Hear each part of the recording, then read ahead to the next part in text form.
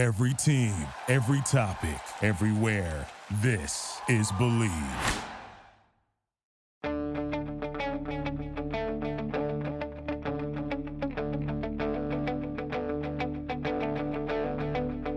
Ich warte seit Wochen auf diesen Tag und tanz vor Freude über den Asphalt.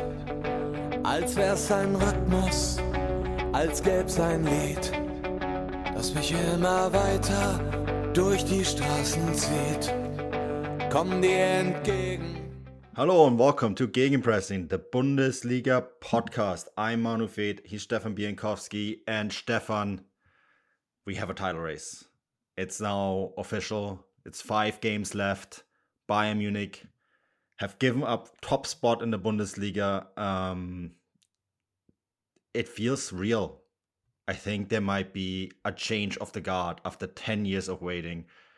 For the first time in the history of this podcast, we might have a different champion than Bayern Munich. Even just the thought of that is insane. But first of all, how are you? Yeah, I'm doing very well. I'm up on Sky this week, and I had, putting aside the Bundesliga title race for a moment, I actually had a pretty incredible experience.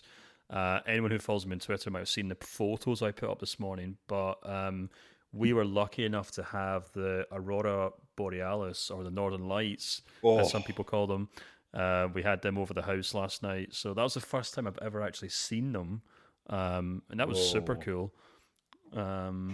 So yeah, and then today we kind of did a bit of traveling around the city, or not the city, the island. Kind of got to see my wife's brother's new baby and stuff. So yeah, pretty chilled out day, to be honest. A lot to distract me from the Bundesliga. Yeah, it's incredible. Just saw the pictures. Yeah, amazing. It was pretty nuts, to be honest. But yeah, that was a really cool experience. But yeah, besides that, very happy to get stuck into some really, really exciting Bundesliga chat.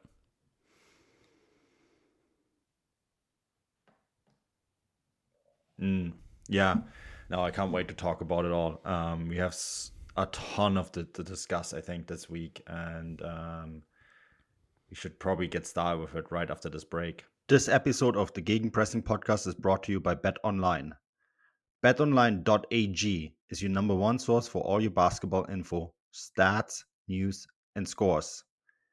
Get the latest odds and lines, including the latest player reports for this year's pro basketball playoffs.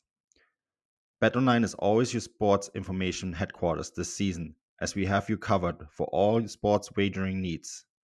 Basketball, MLB, NHL hockey, right to UFC and boxing. BetOnline is the fastest and easiest way to get your betting info, including live betting options and your favorite casino and card games you can play right from your home. Head to the website today or use your mobile device to get in on the action. Be sure to use our promo code BELIEVE, BLEAV, BELIEVE, to receive your 50% welcome bonus on your first deposit. That is BLEAV for 50% welcome bonus. Bet online, where the game starts. Yeah, before we start with the Bundesliga, Stefan, we actually have to start with the second division, the Stadtderby. We recommended this to a few people on the podcast in the preview show. We usually don't do a ton of stuff on the second division, not because we don't like it, quite the contrary. We actually love the second division. It's a matter of capacity on covering it, but we did cover that. There's an article on the Substack as well, but wow, what a spectacle. 4-3 for HSV, massive win. St Pauli's run to the top of the table stopped abruptly. Anyone who caught this game, I think, will feel very fortunate at having caught it. A 7-goal festival, and Heidenheim win on the weekend as well. So Hamburg is still in the battle for that second spot that will guarantee promotion directly, right? So at the moment they're third. But Stefan, I think this was probably the best advertisement that you could get for the second division. Yeah, I mean, I didn't get a chance to watch this game, but I was kind of following it on Twitter, and we've obviously got one of our close colleagues at Transfermarkt's a huge Hamburg fan. He was at the game. He was kind of tweeting us as the goals were going in, and I was kind of watching the score, and I was like, this looks absolutely bonkers. And It was, yeah. I do kind of, I certainly don't mind the thought of St Pauli getting promoted at all. I think they'd be a great asset to the Bundesliga, but I do kind of have a bit of a soft spot for Hamburg as well. So I think I was supporting Hamburg in this game actually, from afar without any chance of watching it. But it looked like a result that was just so crucial for Hamburg, because it now means they're now 9 points clear of fourth place. So yeah, they're still obviously in the race for first and second. I guess the only kind of downside this weekend was obviously the fact that Heidenheim and Darmstadt both won as well, but it now puts a serious buffer, I think, between them and fourth place. So at the very least, they really should be getting that playoff spot. And it's now all in their own hands, I guess. So, but yeah, you watched the game. What did you make of it?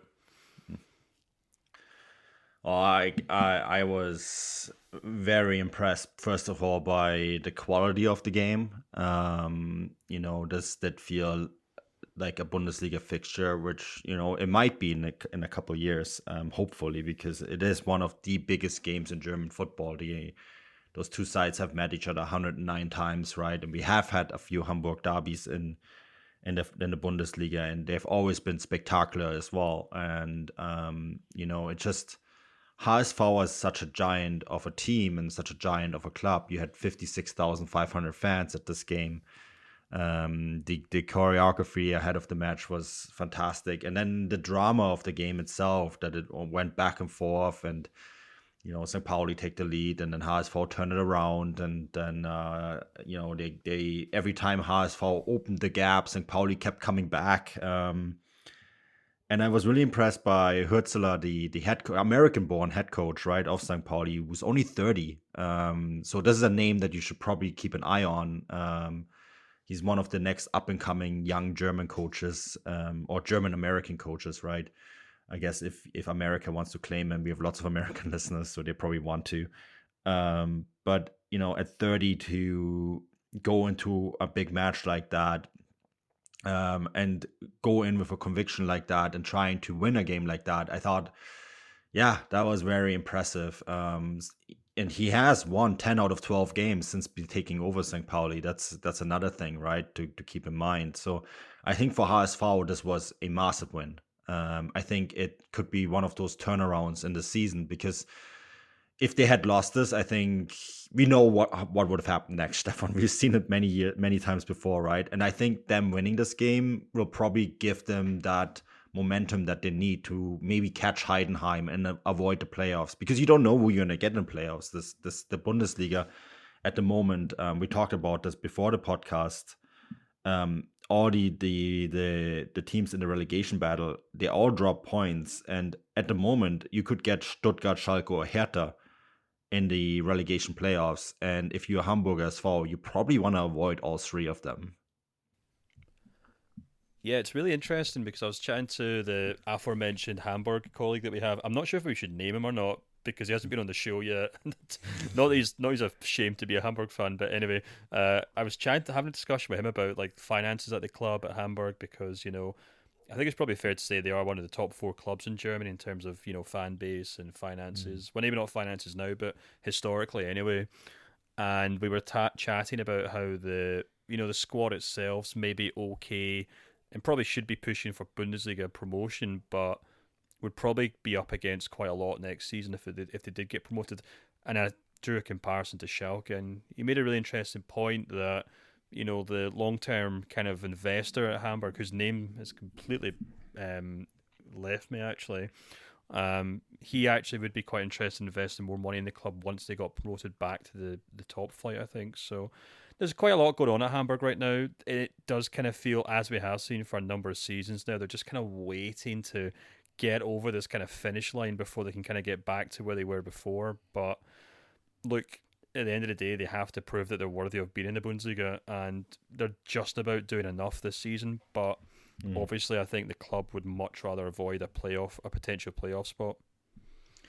Yeah, it's shipping magnate Michael Kühne. who is the investor at That's HSV. right. And he bought the stadium rights, which is why the stadium now is called Volksparkstadion, which is this traditional name, right? I mean, there's been some controversy about him as well. The topic of investors in German football is probably an entire chapter in itself, Stefan, that we can explore more in depth maybe. We should get Matt Ford back on for that, I think, at some point, and discuss it all, because he's written and done a 50+1 podcast, right, for DW. And he said yesterday on Twitter that he would like to be back on. So we should need to make this happen and discuss this in more detail. Unfortunately, as I said, the investor 50+1, HSV, Schalke, and all these other clubs would be worth an entire podcast on its own. And considering with everything that's going on at the top of the Bundesliga table, I don't think we have enough time to go in depth today, because there's an entire book to be written about Bayern Munich over the last 3 or 4 weeks since they fired Julian Nagelsmann, Stefan, and the pain continues. I said this in the WhatsApp chat, and I'm not sure. I mean, they probably will. This is going to be maybe a little harsh sounding, but I made this point that if they play the way they did against Mainz after the equalizer went in, they might not win another game this year. Yeah, I mean, it was a really interesting game to watch, actually, because I think going in at half time when, if I'm not mistaken, they were 1-0 up. Yeah. It felt to me like, Bayern were doing just about enough to, make sure they picked up the points in this game. Sadio Mane had scored. He'd also scored an offside goal just before his goal. Of course. Yeah, I know. And then we kind of talked about this, and you were like, the amount of times he's been offside this season's obscene. I actually felt like he was extremely unlucky, to be honest with you, with the offside call. And yeah, I mean, Bayern went in at half time with an XG of 1.44. Mainz had an XG of 0.42, and it felt like a game to me in which I really didn't think Mainz were going to put up much of a fight. They hadn't so far anyway. And I kind of I think I predicted as much I predicted as much in the prediction show, is what I'm trying to say there. That I thought Bayern would pick up a very narrow win, and that was the way it was going. And then the match just kind of turned on its head. Some truly remarkable kind of goals from Bayern, from Mainz in the second half. A degree of luck, I think. We've kind of discussed this, actually. I think it was the first Mainz goal. I'm still not entirely sure how it wasn't ruled offside, in the sense I know Cancelo was on the line for the actual goal, but I have some concerns over the cross that kind of led to the goal, if you know what I mean.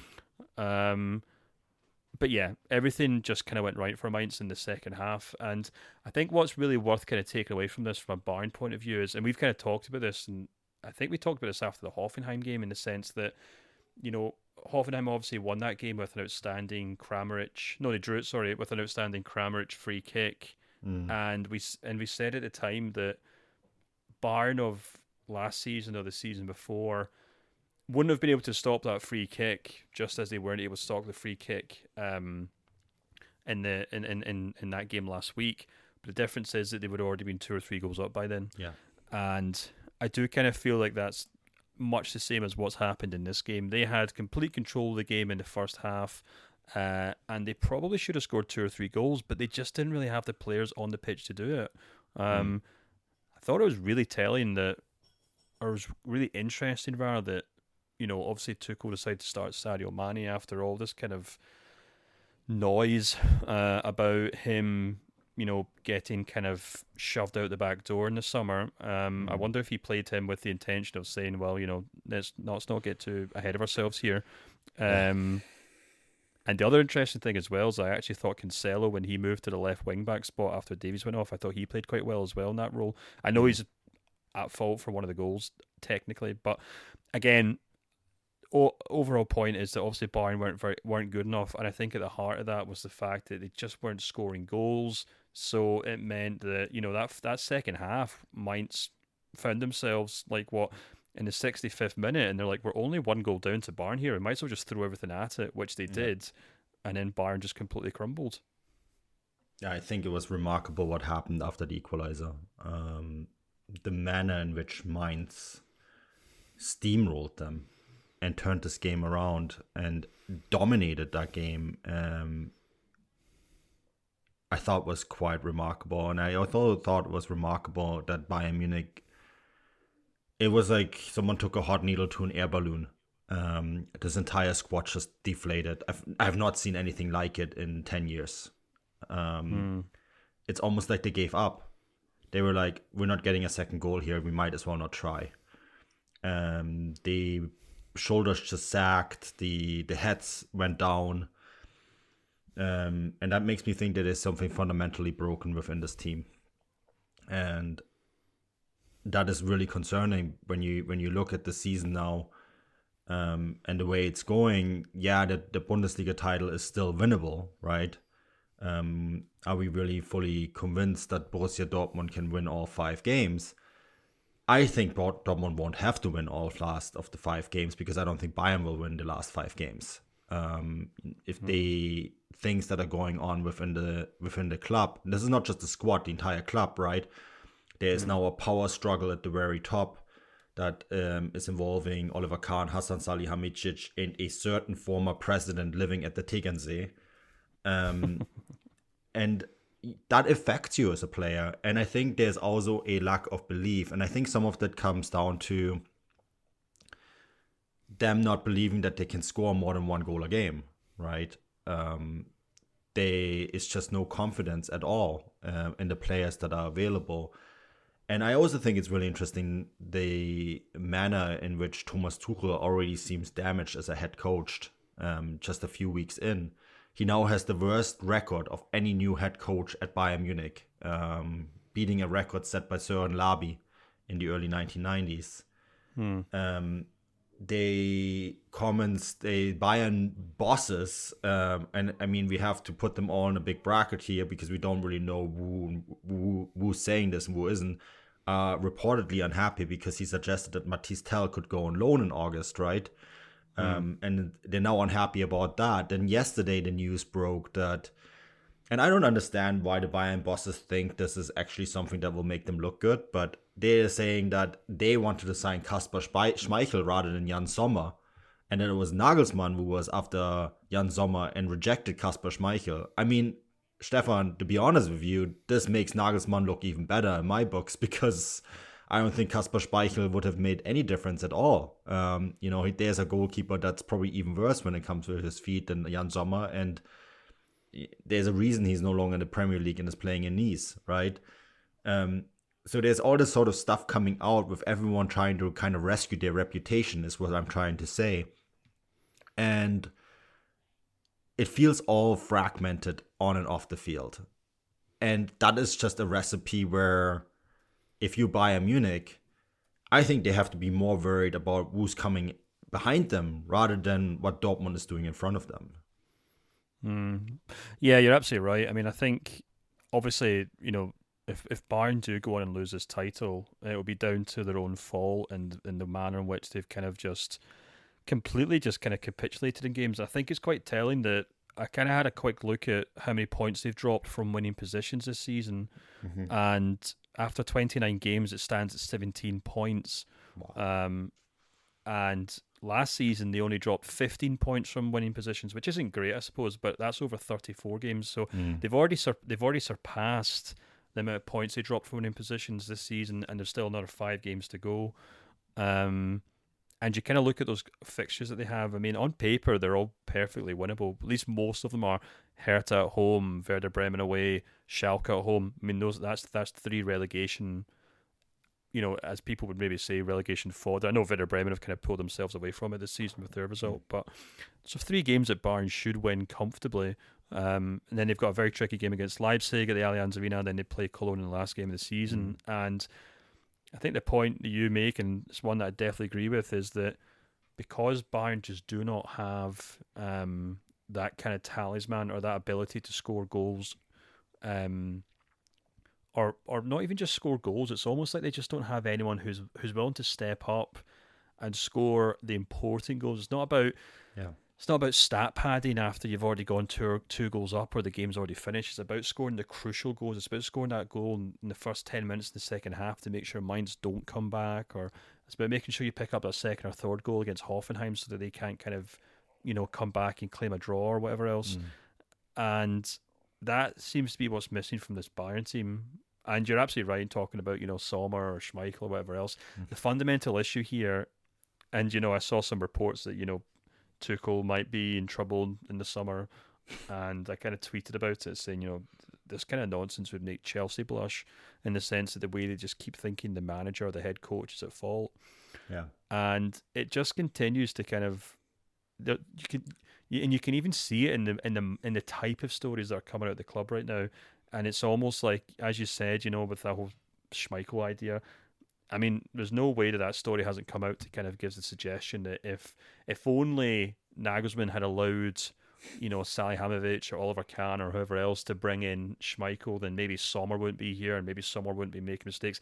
As if Jan Sommer's the issue here, I mean, I wasn't a huge fan of him sorry, let me reword that. I am a huge fan of Jan Sommer. I wasn't a huge fan of Bayern signing Jan Sommer because, as we said at the time, it's a stopgap. Whether he can do what Neuer does, blah, blah, blah. But, I mean, whether it's not as if they'd be in a different position if, Kasper Schmeichel was between the nets right now. The issue is that the squad that has been built initially for Nagelsmann and now for Tuchel simply isn't good enough. And I mean, man for man is not good enough compared to what it has been in the past, but also it has big structural problems. They don't have a number 9, as we talked about. I mean, as soon as we saw that Choupo-Moting was out of that game on Saturday, about an hour or two before kickoff, you knew that Mainz had a chance in this game. And that's such a weird position for Bayern to be in, that they're relying on Choupo-Moting for games like this. And I kind of responded to that lineup graphic with a hashtag free tale, as in Mateus tale, the way that Dortmund fans used to do with Shinji Kagawa when he wasn't getting games at Manchester United. But it's just kind of quite baffling that even after all that situation, someone like Tell can't get game time, because I feel like he would have maybe offered a bit more of a kind of more direct route to goal. It would have been even just having some sort of poacher in that box, as opposed to, the kind of the tactic that they went for at the time, which was just this kind of weird kind of system of playing with, well, I guess that's Sadio Mane and Thomas Müller. Müller didn't work at all. We've talked about this in the last couple of weeks, in the sense that I find it really interesting as well that one of the big criticisms of Nagelsmann, and perhaps one of the reasons he got sacked, is that he just kind of he had already tried to kind of transition his team off of Thomas Müller. And when Tuchel came back, Thomas Müller came straight into the team. He played his fantastic performance against Dortmund, and people thought, "Wow, this is Bayern. This is FC Bayern. This is the way they're supposed to be." Thomas Muller's the kingmaker at Bayern. You have to get him on your side. You have to play him. But he's actually been in and out of this team, and Tuchel's actually played him, in my opinion, in the wrong games.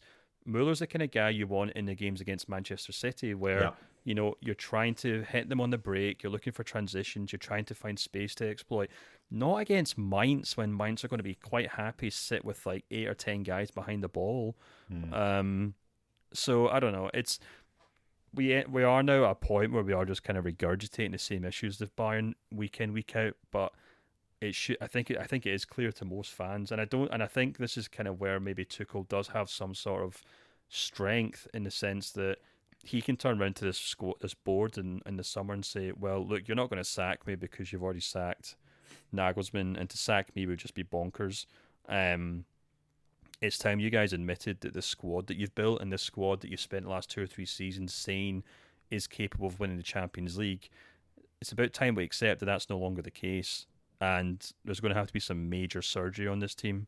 But whether Bayern can kind of stumble across the line before then, I guess remains to be seen. I think what's going to be more interesting,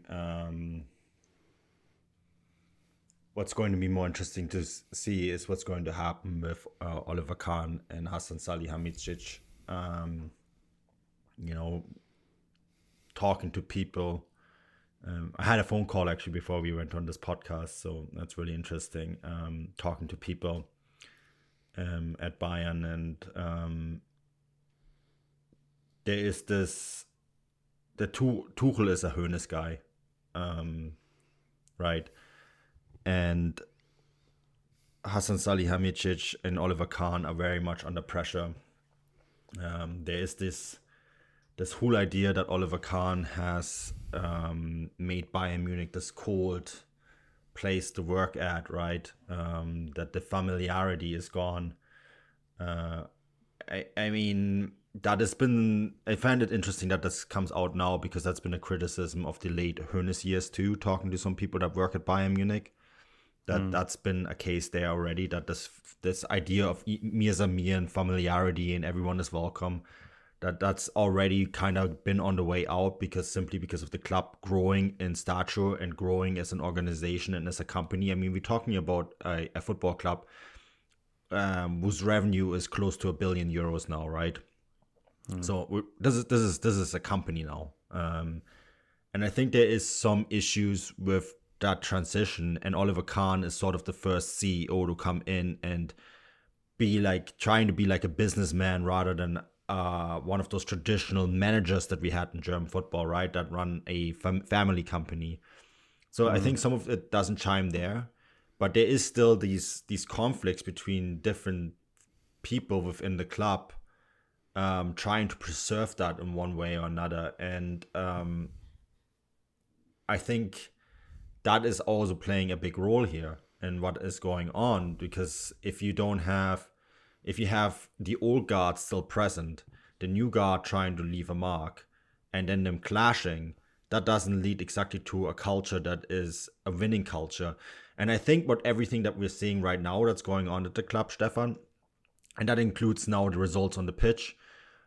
Bayern Munich have been dominant in the Bundesliga for so many years because they've never made a mistake on and off the field.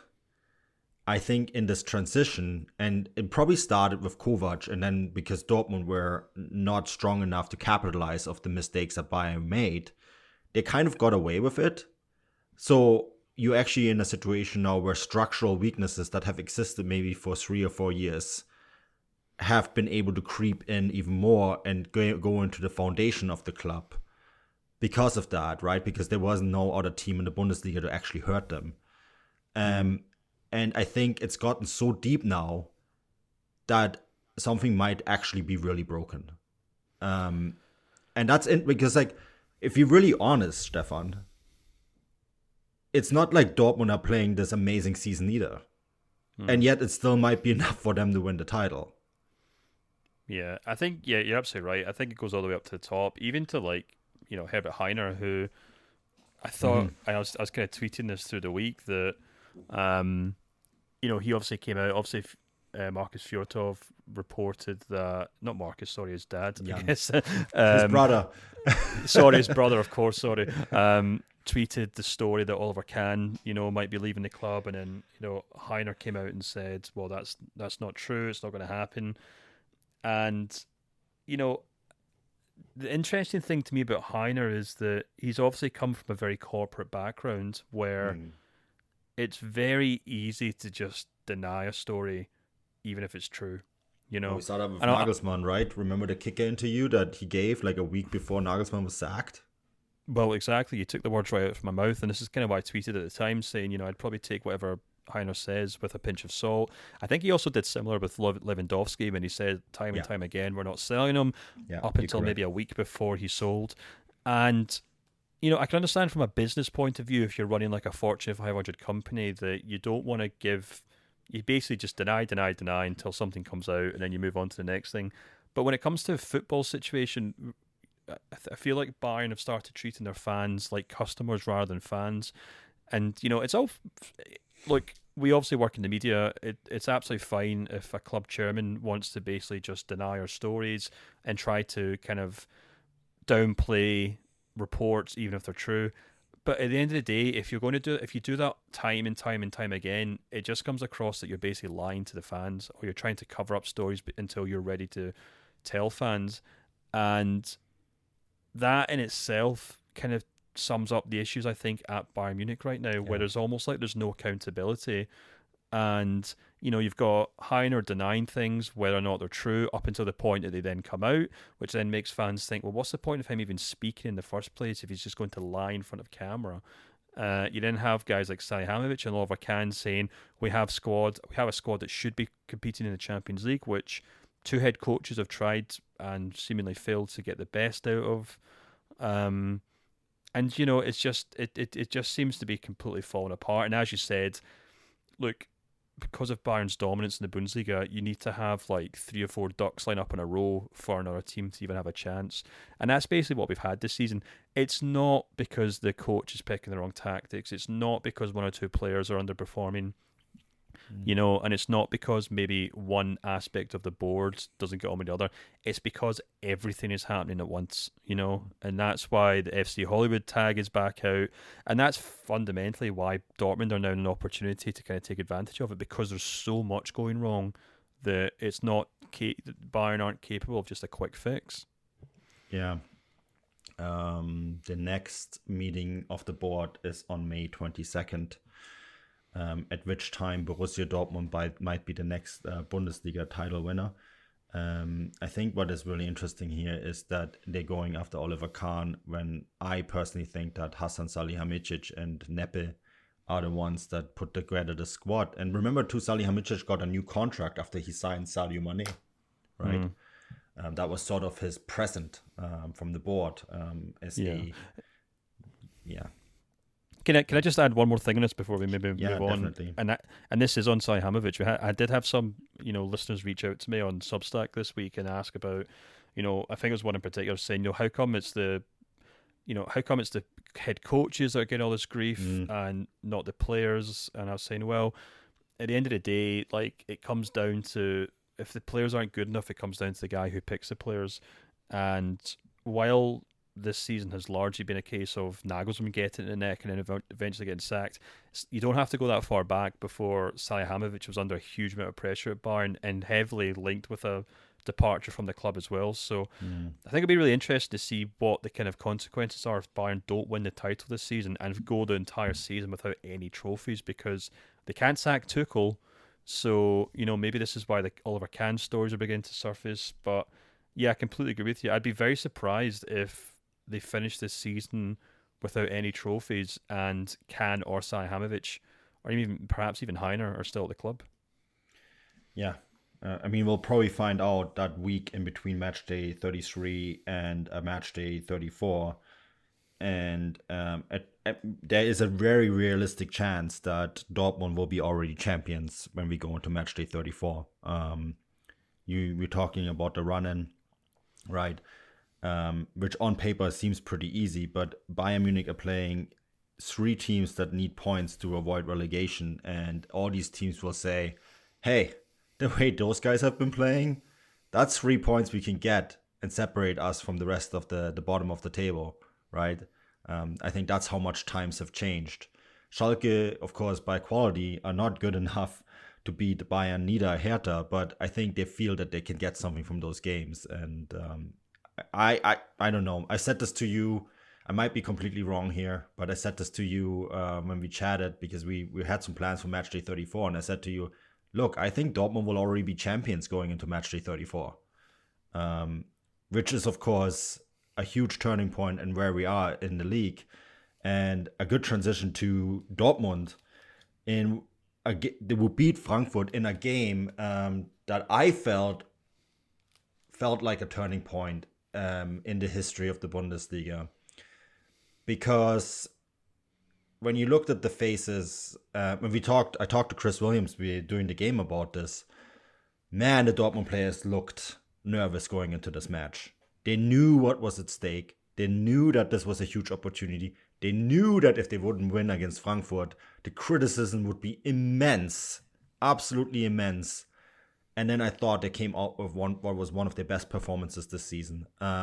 Jude Bellingham scoring the opener, right, in a brilliant fashion. I thought it was a goal that was scored by a leader of a team wanting to win the title. And Bellingham, of course, has been very outspoken about wanting to win the title, right, Stefan? So, his words are backing it up. Daniel Mahlen, and you've been on this for a while now, he was incredible. 2 goals. Mats Hummels steps up. He doesn't get the game time that he does usually, but he's also been someone who has been outspoken about wanting to win the title with Dortmund. I thought he was immense as well, and he does score as well, right? Make it 3-0 just before halftime, probably putting that game to bed. It just, watching this match and watching the way Dortmund handled the match, and then watching the reactions after the game, you felt Dortmund had won first place, and you feel that they're not going to give it up. Yeah, I think what was really interesting is, just to pick up on Jude Bellingham, this is probably his first good performance for quite some time, maybe. Yeah. Not to kind of criticise the player, I just mean in the sense that he's looked quite, I guess unfit's the best word to describe it. He looks like he's been carrying an injury, and there's been a lot of talk, especially here in the UK, about just how many minutes he's picked up at this stage in his career, despite being such a young man, which I think is maybe something that's maybe worth bearing in mind for clubs that look to sign him in maybe 2 or 3 seasons, because you do tend to find with young players who start very early on that basically their careers do get shortened into the front half of their season. Michael Owen at Liverpool is perhaps a good example of that for anyone from an English point of view who's listening to this. But he obviously bounced back. He looked back to his old self, and I think there's kind of 2 things here that I think are really interesting. Daniel Malen is just having this incredible moment. I think he's now scored in his last 5 or 6 games in a row. He's now scored or assisted 9 of Dortmund's last 17 league goals, which is 53%. He's now scored or created over half of Dortmund's goals in the last 6 or 7 games, which is just incredible if you think about what a time for this man to finally arrive in German football, And I think there's going to be so much interesting so much that will come out, because obviously he'll want to give interviews after the season, and I think that's when we'll probably begin to see him or the club admit that, he's been struggling with an injury here or personal issues there or whatever else, because these things usually do come out when the benefit of hindsight is available. And I think it'll be really interesting to see what's switched for him, what's kind of allowed him to kind of switch into this fantastic run of form, because this is the guy that we saw, in the Eredivisie. It's the guy that Dortmund spent a huge amount of money signing in Dortmund terms anyway. And he has kind of just dragged Dortmund kicking and screaming back into this title race. And I think the really interesting thing as well, we kind of talked about the way that Bayern have kind of dropped points this season from leading positions, and maybe that's where they've allowed Dortmund to creep back into this. But I think from a Dortmund point of view, the really interesting thing is just how much they've managed to rely on this home form this season. If you kind of look at the points picked up at home in the Bundesliga this season, Dortmund are top with 5 points clear of Bayern Munich. So Dortmund have picked up 37 points from 14 games, and Bayern have picked up 32 points from 14 games. Bayern, interestingly enough, have picked up as many home points this season as RB Leipzig and Union Berlin. So I think that's a really good indicator of, we talk about how Bayern have maybe dropped down a level. And I think that's where Dortmund have been able to pick up on, because if you look at the away form, Bayern have actually picked up 4 more points than Dortmund. So it's that home form that Dortmund have just really latched onto and just kind of built this campaign around, and you can tell that as well in terms of their goals scored and conceded. So this season they're averaging 3 goals per home game, which is just absolutely incredible. We've probably not seen something like that since Jurgen Klopp's time at the club. And if you actually look at how many goals they're scoring on the road, it drops from 3 to just 1.6. So quite literally almost half as many goals they're scoring. And if you also look at how many goals they're conceding, they're conceding twice as many goals on the road as they do at home. So we're talking about a club here who are maybe not so far as to say Jekyll and Hyde, but because they're still obviously, they're still the 3rd best team in the league on away form. So that's not like they're a relegation team on the road. But as we saw in Stuttgart 2 weekends ago, they are capable of kind of slipping on these banana skins on the road, but they keep coming home, they keep getting in front of that yellow wall, and they keep putting in these really impressive performances. And that in itself makes me really kind of hopeful for them in terms of this kind of title race, because if you look at the last 5 games, they've got Bochum away, Wolfsburg at home, Gladbach at home, Augsburg away, and then Mainz at home. So with all due respect to Bochum and Augsburg, the 3 teams that you would expect or maybe even think to take points off Dortmund in those games, Wolfsburg, Gladbach, Mainz, are all at home. Now, if you'd switched that around and they were playing those 3 teams on the road and playing Bochum and Augsburg at home, I'd probably be saying to you right now, look, we cannot really... I don't think we can say Dortmund are going to go this distance here. I don't think they're going to be able to kind of, keep this momentum going, because Wolfsburg away, Gladbach away, and Mainz away, it just feels like that'd be too much for me for them to pick up 9 points from those 3 games. But because they're playing those 3 teams at home, and because their home form has been so incredible, I feel like they can pick up those 9 points. And then what they then have to rely on is making sure they don't slip up against Bochum and Augsburg. So, when people say this is now in Dortmund's hands, I think that's probably a fair thing to say. And, we're just going to have to wait and see what happens. But they put themselves in such a good position now. See, I don't think they'll have to beat Mainz at home. I think that game is going to be a coronation party. Sure. It's just, I don't know. It's a feeling that I have. I don't have any statistical proof, and I might be completely wrong here. It's just, I don't think this title race is going to go to match day 34. Look, this might be completely changed on the next match day, and when the results come in. But it's the way Bayern have conducted themselves. And I think they no longer believe in the title themselves. And that is the recipe that I think will make Dortmund succeed earlier than we think. It's just a hunch. I don't know why I'm having this hunch. It's just a feeling that I have. I think this title race will be over before match day 34. Well, if you kind of, to keep drawing these comparisons between the 2 clubs. So, we started the show talking about Hamburg, but after that, when we talked about Bayern, we talked about how they seem incapable of picking up that second or third goal to see out games. Yeah. What's really impressive with Dortmund this season is at home, they just can't stop scoring goals. Now, whether that away form and whether that kind of dip in away form trips them up in the end, we have to wait and see. As you said, they might not end up having to worry about. But if that's the case, and if you really do think that they'll win the title before the last match day, I think that means they're probably going to have to beat Bochum away and Augsburg away, which are perfectly doable. But I guess we'll just have to kind of. I think Bochum away, and then obviously they've then got Wolfsburg and Gladbach.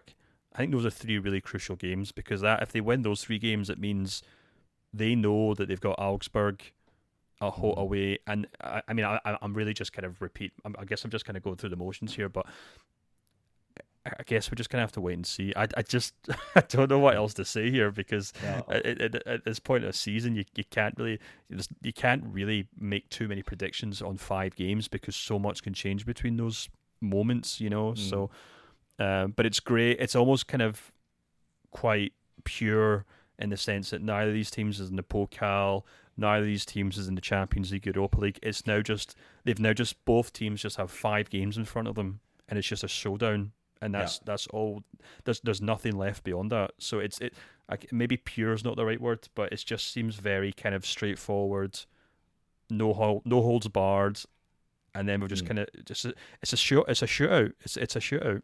Yeah, it is. It is actually. We're in a penalty shootout stage. And that's what we wanted when the season started. We wanted a legitimate title race, and we got just that. It's going to be exciting.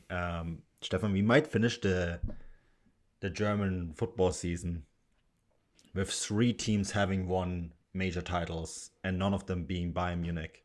And that's my transition to Bayer Leverkusen, who we were talking about that. They're making such a late surge to the top of the table. Play some remarkable football. Beat Leipzig in, a game that will probably really hurt Leipzig, because they now dropped out of the top 4. Union Berlin really cementing their spot in the top 4 as a result. Proving all the XG believers wrong out there. Matchday 29 and Union are on course for a Champions League spot. Who would have thought that? But I want to stick to Bayer Leverkusen here because they are a team that, despite not finishing in the top 4, could probably still end up in the Champions League because they might win the Europa League. And they're doing all of this. And it's really hard to find any more praise for what RB Alonso has done since he's come in. I looked at the form table since Alonso took over, right? And he is firmly in 3rd place in the Bundesliga behind Dortmund and Bayern. And, he's getting out of the squad what he should be getting out of the squad. But I feel like it's the manner in which they do it. And look, Jose Mourinho said it. He might be the next big coach to come out. And, Alonso, remarkable, eh? Yeah, I mean, that clash on Sunday was really impressive in 2 ways, really. Not just the sense that, they managed to pick up a really good result against a Leipzig side who were really gunning for all 3 points in that game. Yeah.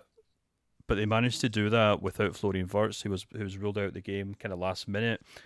And I kind of went into the match thinking, well, I've watched Leverkusen recently without Florian Wirtz, and it really does feel like, a car without its engine or without any gas or whatever you want to use, whatever kind of weird automobile metaphor you want to use.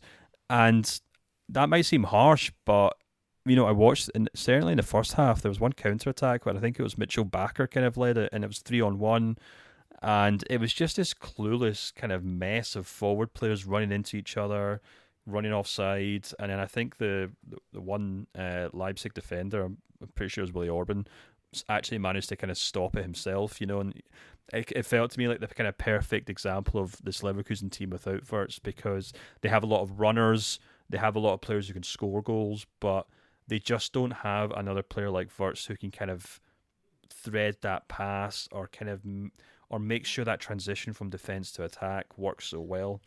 And I've kind of wrote about it quite a lot this season, actually, in terms of how this team kind of functions with and without Wirtz. So this game without him was a huge test for Leverkusen because they were up against a Leipzig side who I think man for man were probably better than them, and a team that were very, very kind of determined to win this game. I thought Marco Rose played a kind of interesting tactic where he played Klostermann and Halstenberg and Henriks on kind of opposite wings to allow them to kind of cut inside, because obviously Leverkusen were playing with his back 5 and Leverkusen's game's all about width. So Rosa decided, he's like, well, I'm going to take my 2 wing backs and invert them so that they cut inside and try and kind of play balls into Olmo and Werner and Szoboszlai. And I mean, I guess Leverkusen were quite lucky in the sense that it didn't really work very well. I felt like it was a tactic that kind of harmed Leipzig more than it kind of helped them kind of work around Leverkusen's tactics. But for the large part, Leverkusen were just a very defensive, solid, structured team that tried to hit Leipzig on the break. And that's exactly what they did, in the 40th minute when it was kind of a lumped ball up the park. Diaby runs down the right wing and just kind of cuts it back to Hložek, who scores a great goal. And then, of course, Amiri then scores 5 minutes from time with another counter-attack, which I think was Szoboszlai brought down. I think it was Frimpong he brought down with what was undoubtedly just the most kind of like lazy strikers slide tackle. It's a tackle that a defender would have never made because it was just asking for a penalty to be given. And I think Leverkusen's XG up until that point was maybe like 0.3, 0.35. And Leipzig finished with 2.58. So, I'm not trying to put too much weight on these XG numbers. The point I'm just trying to make is that I think they illustrate just how much Leipzig dominated this game. Yeah. And I just think that's really impressive in more than one way, because I think Alonso and his team showed a way to play almost a plan B throughout this match. And it allowed them to kind of win the game without their star player. And it did a really good job of kind of just showing how much these players buy into Alonso. He inevitably must have kind of said to him in the lead up to the game, look, we don't have Florian Wirtz. Demirbay is going to have to slot in alongside Andrik in the middle of the pitch. So we're not going to be able to try and go man for man with Leipzig. We're going to have to sit deep. We're going to have to counter-attack. Everything we've been doing for the last 5 or 6 weeks, throw it out the window. We're going to have to try something different. And that's what they did. And there's a whole bunch of stuff I want to talk about Leipzig, because there's a few players in that team that really kind of annoyed me. But yeah, for the time being, I think it was just another example of how well Alonso's doing at Leverkusen. No, totally. I had someone at Twitter tweet at me saying that it was a Leipzig fan. Well, Leverkusen are not actually doing a good job. They're just playing like Union Berlin. I'm like, my counterpoint to that is, if you most creative player isn't on the field and you need to get 3 points in the race for the Champions League, you do whatever is tactical necessary to win the game, and that is the mark of a great head coach. That is my response. And like Leipzig, yeah, I mean, in terms of the squad and the players that they have, the talent is certainly there, but the Dominic Szoboszlai, that was such a lazy penalty to give away in so many ways, right? Unnecessary too, while you're already on a yellow card. He fouled Frimpong. Stefan was the player he brought down. And I mean, you have some points to make about Leipzig. I just think that there seems to be something missing from that squad in terms of the killer instinct, in terms of putting together a serious run. Timo Werner brought this up last week, right? That considering how many points Dortmund and Bayern Munich have dropped this year, it really is a shame that they're not in the title race, and they should be. They should be right up there with them in terms of talent and all that. And you just kind of wonder what is missing there. There seems to be a lot of very good players that just do not seem to care enough about playing there. Yeah, I mean, the perfect example of that is Dani Olmo. We talked about him on our kind of transfer roundup show and last week, and the point that I made was that, you know, Max Eberl, who's the new sporting director at Leipzig, came out recently and said, look, we need to know before, if Olmo's, because I think there was a report that Olmo was going to wait to see where Leipzig finished this season before he committed to the club or not. And, you know, Eberl basically said, well, you know, we're not willing to wait for him to make that decision. We'll make a decision for him before that. And the point I was making was, I don't really know what Dani Olmo's done this season to justify him thinking that he can kind of call these shots. And I thought Sunday's game was a perfect example of that. I felt like he huffed and puffed the entire game. He offered very little, and you know, he got on the ball plenty of times, but he did very little with it. And I feel like it's really interesting that the emergence of Szoboszlai in this team, who, I mean, people will look at this game on paper and say he got red carded, there was a poor game from him, but I actually thought he was probably one of Leipzig's better attacking players throughout the match. But I think it was really interesting that Olmo did very little, which again makes me wonder whether he might just not be fit. So I can understand if he comes back next season and he does very well. But as things stand right now, I don't think he justifies a starting role in this team. And I thought the team actually performed far better when Christopher Nkunku came on, which was right after half time.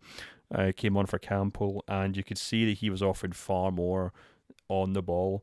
And I think that's probably something that Marco Rosa's going to have. I think those two issues are something that Rosa's going to have to wrestle with over the summer. One, how does this team look when Nkunku leaves in the summer? Presumably he does for Chelsea, although that story's kind of dried up, and we'll kind of wait and see what happens there. But assuming he does leave in some form or another, how is this team going to react to that? And then the second issue is, can Dani Olmo be relied upon to be one of the players to kind of compensate for Nkunku's departure? Because from what I've seen this season, I don't think he is.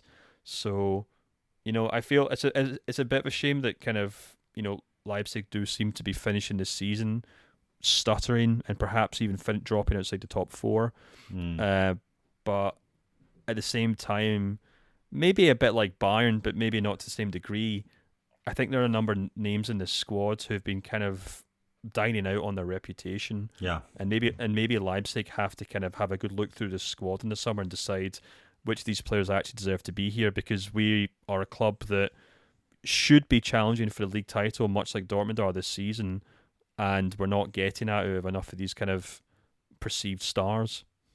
Yeah, well, there's a few that come to mind, right? Emil Forsberg, for example. Dani Olmo is actually one, as you mentioned. Don't know what Konrad Laimer is going to do at Bayern. Yeah. I mean, that story is just so bonkers to me, that he's going there now. But okay, well, here we are. I think they need a world-class goalkeeper. And there is one coming, right? The young kid that they signed from Belgium. And he's coming over in 2024, maybe earlier, depending on what's going on with Gulaxi. I think it's still crazy that they went into the second half of the season with a backup goalkeeper. It's just, I think Max Eberl, and I still rate Max Eberl quite highly.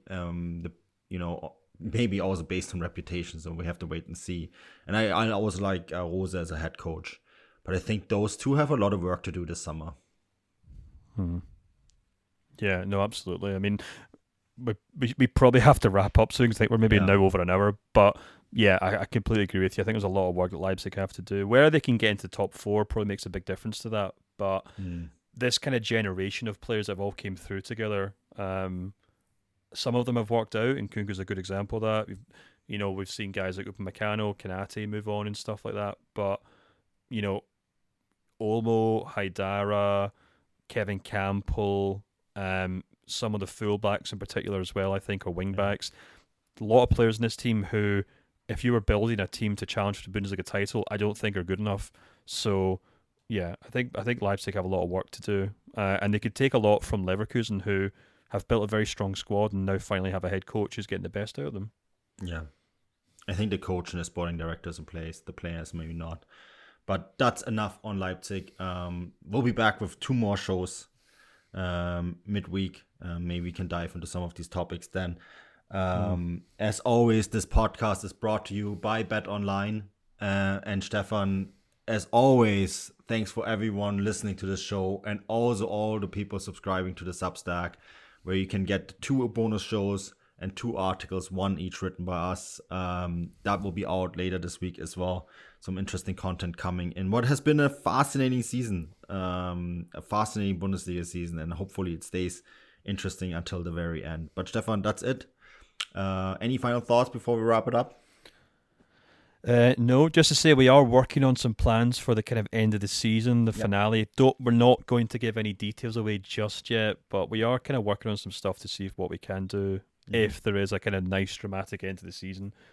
So if you're kind of on the brink of subscribing, I would always recommend you to do that because, we're always coming up with new things to try and cover the league. So yeah, and as always, to everyone who does subscribe, and to everyone who's recently subscribed, we have picked up a kind of nice kind of collection of new subscribers. Hello, welcome. We hope you enjoy the show and everything else we offer. So yeah. Yeah. Thank you for signing up. Until next time, auf Wiedersehen.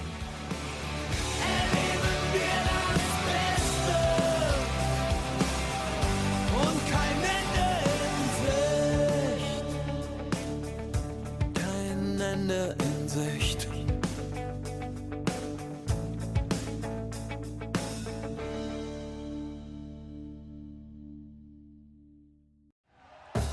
Thank you for listening to Believe. You can show support to your host by subscribing to the show and giving us a 5-star rating on your preferred platform. Check us out at Believe.com and search for BLEAV on YouTube.